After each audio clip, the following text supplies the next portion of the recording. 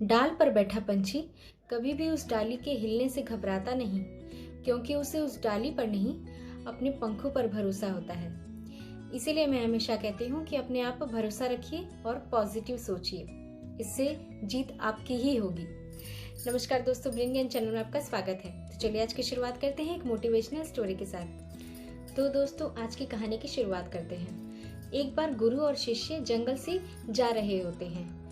तो क्योंकि शाम होने लगती है और उन्हें भूख प्यास भी बहुत जोरों की लगने लगती है, तो पास ही में देखते हैं कि जैसे ही जंगल पार होता है एक छोटा सा गांव आ जाता है। वो सोचते हैं कि आज हम इस गांव में अपना डेरा जमाएंगे। वो गांव की तरफ बढ़ते हैं और एक झोपड़ी के आगे रुक जाते हैं और वो देखते हैं गुरुजी कि उस झोपड़ी के आगे बहुत सारी खाली जमीन पड़ी है और मन में ये सोचते रहते हैं कि यहाँ कोई फसल क्यों नहीं लगी। पर इस बात को सोचते सोचते वो पानी का आग्रह करते हैं उन झोपड़ी में रहने वाले लोगों से। इतने में एक आदमी, उसकी पत्नी और 3 बच्चे बाहर आते हैं उस झोपड़ी से और उनको देखकर कुछ अच्छा नहीं लगता, क्योंकि वो फटे पुराने कपड़े पहने होते हैं उन्होंने। तो पहले जो गुरुजी होते हैं पहले अपने लिए पानी का आग्रह करते हैं उन परिवार से। तो वो पानी पिलाते हैं उनको, उनका आदर सत्कार करते हैं जितने में भी हैं वो। इसके बाद गुरुजी पूछते हैं कि आपके पास इतनी खाली जमीन पड़ी है, आपने इसमें कोई फसल क्यों नहीं लगाई? तो उस पर वो आदमी कहता है, जिसकी वो झोपड़ी होती है और जमीन होती है, कि हमारे पास तो भैंस है, तो हम भैंस का दूध बेचकर ही पैसा कमा लेते हैं और इससे ज्यादा हमें जरूरत नहीं पड़ती, खा पी के हम बहुत खुश हैं।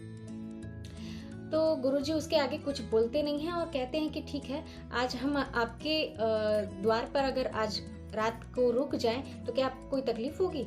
तो उस पे वो मनुष्य कहता है कि नहीं, कोई तकलीफ नहीं होगी, आप हमारा सौभाग्य होगा कि अगर आप हमारे दरवाजे पे रुकें। तो फिर गुरुजी वहाँ पे रात को डेरा जमा लेते हैं और अपने शिष्य से कहते हैं कि इसकी भैंस को यहाँ से चुराना होगा। तो फिर शिष्य चौंक जाता है ये सुनकर कि ये क्या कह रहे हैं, ये तो बहुत बड़ा पाप हो जाएगा। अभी अभी उस आदमी ने आपसे कहा कि इस भैंस के अलावा मेरे पास और कोई साधन ही नहीं है और आप ऐसा कह रहे हैं कि मैं भैंस को चुरा के यहाँ से ले जाऊं। तो फिर गुरुजी ने कहा बिल्कुल ऐसा ही करना होगा। गुरुजी उस वक्त शिष्य को कुछ नहीं समझाते हैं और जब आधी रात होती है तो वो भैंस को लेकर कहीं दूर जंगल में छोड़ देते हैं और वो अपने रास्ते चले जाते हैं। कुछ सालों बाद, तकरीबन 10 सालों बाद, जब वो शिष्य खुद गुरु की पदवी ले लेता है और 1-2 दीक्षाएं देने लगता है लोगों को, तो वो सोचता है कि सालों पहले किया हुआ इस पाप से छुटकारा मिलना ही चाहिए।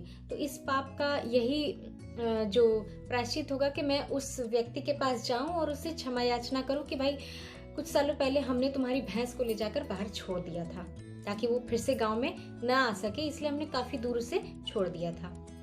ये सोचकर वो फिर उस जगह पे जाता है, उस झोपड़ी वाली जगह पे। पर यहाँ देखता है कि वो झोपड़ी वहां तो है ही नहीं, चारों तरफ हरे भरे खेत हैं, बगीचे हैं और वो झोपड़ी की जगह 2 मंजिला एक खूबसूरत, बहुत ही खूबसूरत मकान बना हुआ है।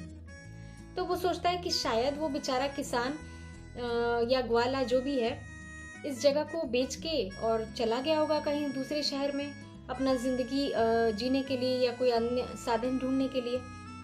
इस पर जैसे ही वो निराशा कर लौटने लगता है शिष्य जो था, तो उसके अंदर से, उस घर के अंदर से एक व्यक्ति निकलते हैं और कहते हैं कि मैंने आपको पहचान लिया, आप वही हैं ना जो अपने गुरु के साथ कुछ साल पहले मेरे दरवाजे पर आए थे, मैं वही हूँ। तो फिर इस पर शिष्य चौंक जाता है कि ऐसा कैसे हो सकता है, हमने तो इसका आखिरी साधन भी चुरा लिया था। तो फिर वो ये मन में सोच रहा होता है शिष्य। इस पर वो व्यक्ति कहता है कि पता नहीं क्या हुआ, जिस दिन आप आए थे उसी रात को मेरी भैंस भी चोरी हो गई थी।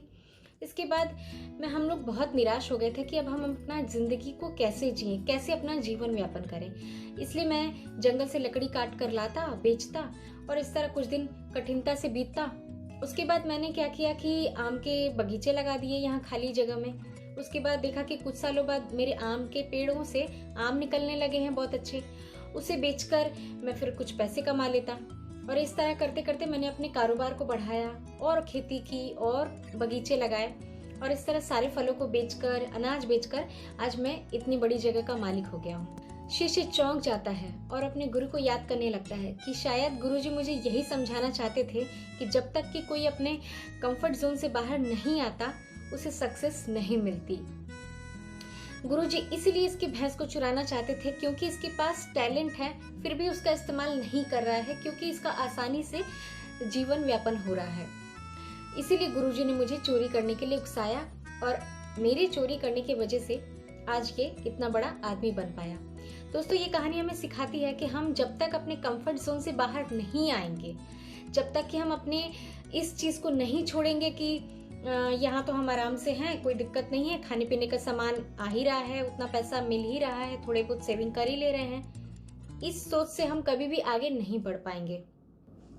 इसके लिए आपको अपने सोच को बड़ा करना पड़ेगा। जितना भी भले ही आपके पास बहुत सारा टैलेंट है लेकिन किसी काम का नहीं है अगर आप अपने कंफर्ट जोन में रह के काम करते हैं। तो आपको सक्सेस पाने के लिए, लाइफ में कुछ करने के लिए आउट ऑफ द बॉक्स जाके सोचना पड़ेगा, तभी आप जिंदगी में कुछ हासिल कर पाएंगे, सक्सेस मिल पाएगी आपको।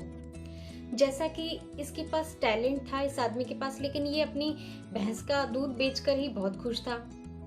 लेकिन जैसे ही उसकी भैंस चोरी हो गई तो इसके पास और कोई रास्ता ही नहीं बचा।